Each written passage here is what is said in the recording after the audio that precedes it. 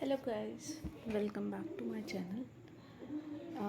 In this video, I am going to discuss Theory Z और Theory Z जो दी गई है वो डॉक्टर विलियम आउची के द्वारा दी गई थी, राइट। एंड Theory Z के बारे में मैं आपको थोड़ा सा ब्रीफ कर देती हूँ कि एग्जैक्टली Theory Z है क्या और कैसे क्या चीज़ें इसके अंदर होती हैं। तो अगर हम देखें, बात करते हैं कि जब बैक इन 70s और 80s की बात करते हैं, जो जापानीज़ ऑर्गेनाइजेशन थी तो मतलब आपको पता है जो जापानीज़ ऑर्गेनाइजेशंस होती है ना, बहुत प्रोडक्टिव और इफ़िशिएंट होती है, मतलब पूरे वर्ल्ड के अंदर।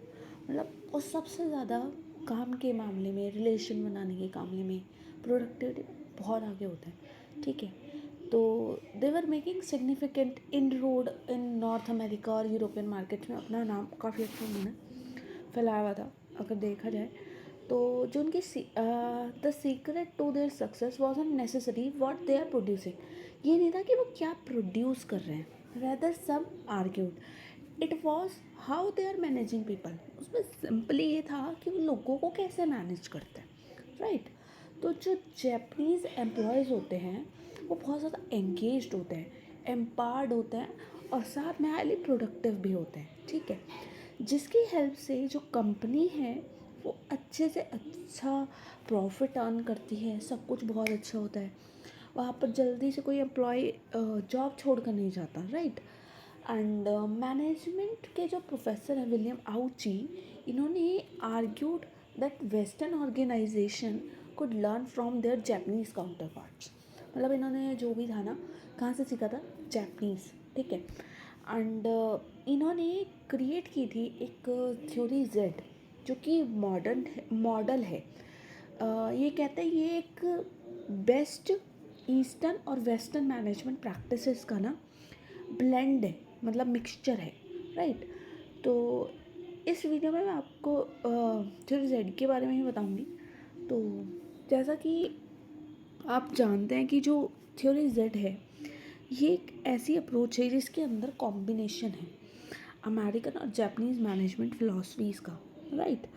इसके अंदर जो थ्योरी जेड है वो फोकस कर रहा है कि कैसे एम्प्लॉय की लॉयल्टी को बढ़ाया जाए टुवर्ड्स द कंपनी, उन्हें प्रोवाइड करके एक जॉब लाइफ टाइम के लिए with a strong focus on wellbeing. और सबसे ज़्यादा उनकी वेलबींग पे फोकस किया जाता है, और बोथ ऑन और ऑफ द जॉब, चाहे ऑन द जॉब हो या ऑफ द जॉब हो, राइट।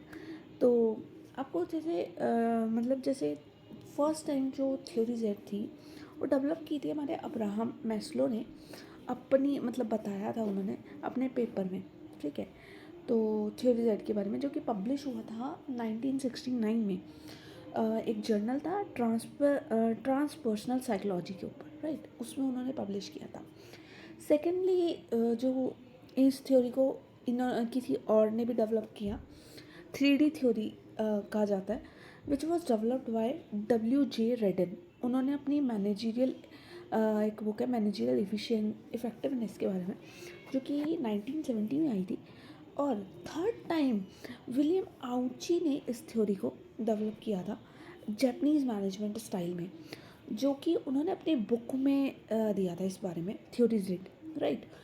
तो अकॉर्डिंग टू आउची वो ये कहते थे कि जो थ्योरी जेड है वो फोकस करती है, जैसे कि मैंने बताया, कि एम्प्लॉय की लॉयल्टी पे, ताकि हम उन्हें लाइफ टाइम के लिए एक जॉब प्रोवाइड कर सकें, ताकि और उनके वेलबींग के बारे में सोचते हैं, ठीक है। और मतलब आप ये मानिए कि जो थ्योरी जेड है, ठीक है, मतलब ये जो इन्होंने क्रिएट किया था आफ्टर कंडक्टिंग अ रिसर्च, तो इन्होंने डिज़ाइन किया कि कैसे हम अमेरिकन कंपनी से compete कर सकते हैं विद जापानीज़ बिजनेसेस, राइट। इन्होंने best of Japanese management philosophy और best of traditional US management philosophy को कंबाइन कर दिया था, राइट। तो उसके बाद आउची ने इसके कुछ बेनिफिट्स बताए कि थ्योरी जेड के कुछ बेनिफिट्स क्या होता है, जिसके अंदर हम एम्प्लॉय का टर्नओवर कम कर पाते हैं थ्योरी जेड की हेल्प से। उनके कमिटमेंट को बढ़ा पाते हैं, उनका मॉरल बूस्ट कर पाते हैं और जॉब सेटिस्फेक्शन प्रोवाइड करवा पाते हैं, ठीक है। उसी की मदद से ड्रास्टिकली प्रोडक्टिविटी भी इंक्रीज़ होती है, राइट। तो इसके कुछ बेनिफिट्स हैं जो मैं अभी आपके साथ शेयर करूँगी। एंड इसमें क्या होता है कि स्ट्रॉन्ग कंपनी की फ़िलॉसफी है और कल्चर होता है, ठीक है, और जो कि ज़रूरी है समझने के लिए अपने एम्प्लॉयज़ को जो हमारे साथ जुड़े हैं, ठीक है। और हमें ना ज़रूरत होती है कि अपने एम्प्लॉयज़ पे विश्वास करने की, ताकि कि जो वो वर्क कर रहे हैं वो अच्छे से कर रहे हैं, right. Long term staff development होता है यहाँ पर, और एम्प्लॉयमेंट दिया जाता है लंबे समय के लिए, ठीक है। और प्रमोशन बहुत जल्दी होते हैं, ठीक है। और मोर ओवर इसके अंदर ना मतलब एक एम्प्लॉयज़ को एम्पावर कर दिया जाता है कि आप डिसीजंस ले सकते हैं, राइट। तो वहाँ पर जो एम्प्लॉय है वो अपने आप को एक ऑर्गेनाइजेशन का पार्ट समझने लग जाता है, जिसको ये लगता है कि ये कंपनी हम लोगों के लिए भी है, हमारी है, राइट। तो जिससे वो और अच्छे से काम करते हैं, राइट। अपनी रिस्पॉन्सिबिलिटीज़ को समझते हैं, अंडर और समझते हैं कि कैसे ऑर्गेनाइजेशन में काम करना है, क्या कर सकते हैं हम ऑर्गेनाइजेशन के लिए, राइट। और मोर ओवर यहाँ पर जापानीज़ स्टाइल मॉडल जो थ्योरी जेड है, इसमें हम मतलब जो ऑर्गेनाइजेशन है वो एम्प्लॉयज़ की खुशी के बारे में सोचता है, उनकी हेल्थ के बारे में सोचता है कि कैसे हम उनकी फैमिली का वेलबींग कर सकते हैं। तो सारी चीज़ें इसके अंदर आ जाती हैं, राइट। और कुछ जैसे मतलब फॉर्मलाइज्ड मेजर्स होते हैं, तो ये लोग क्या करते हैं कि मतलब सामने से मतलब ऐसा माहौल क्रिएट करते हैं, एनवायरनमेंट क्रिएट करते हैं कि जो एम्प्लॉय है वहाँ पर अच्छे से क्या हो जाए, मिक्सअप हो जाए, ठीक है।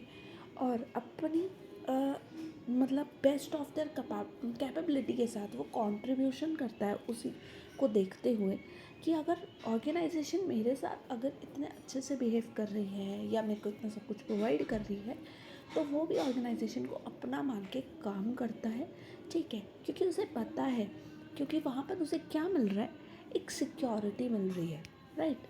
सिक्योरिटी मिल रही है, पर ये मिल रहा है कि उसकी मतलब जॉब नहीं जाएगी, जॉब सिक्योरिटीज होगी। तो वहाँ पर जितने एम्प्लॉयज़ होते हैं ना वो सब खुश रहते हैं, ठीक है।